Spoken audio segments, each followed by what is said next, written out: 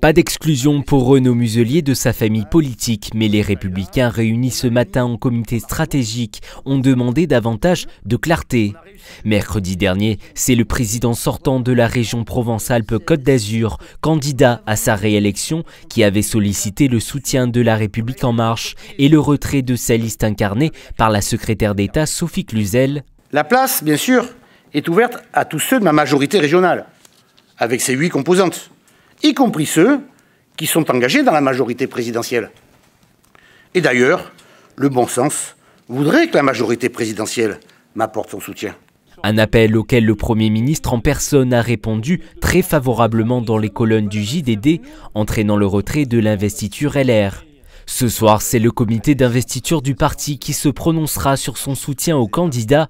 L'heure est à l'apaisement. Cet après-midi, Renaud Muselier a publié un communiqué. Il précise que sa liste aura pour colonne vertébrale les Républicains et répète qu'il n'y aura pas d'accord avec En Marche.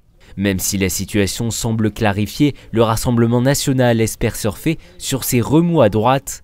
Ce matin, l'ancien ministre de Nicolas Sarkozy, Thierry Mariani, a demandé à l'électorat qui partage ses valeurs de réfléchir. Moi, ce qui m'intéresse, c'est notamment tout cet électorat, tous ces Français, ces Provençaux, ces Alpins ou ces Azuréens qui en ont assez d'avoir des promesses qui ne sont pas réalisées. Et je dis à tous ceux qui ont, je le répète, soit des valeurs de droite, soit la même histoire que moi. Vous qui pensez qu'il faut changer ce pays dans de nombreux domaines, eh bien, c'est nous qui portons vos idées.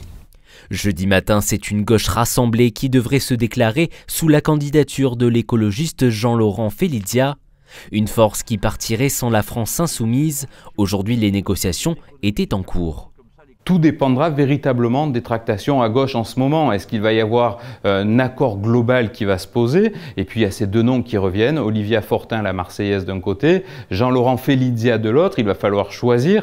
Et là aussi, ça dépendra, cette décision, de véritablement le choix du candidat choisi. Est-ce qu'il aura envie à ce moment-là? Il aura une pression forte, j'imagine, de Sabat si ça devait se présenter. Et là aussi, il faudra trouver un accord parce que quand on est une gauche plurielle, il y a plusieurs voix. C'est polyphonique et au bout d'un moment, même pour ce genre de décision, il faut trouver un accord commun.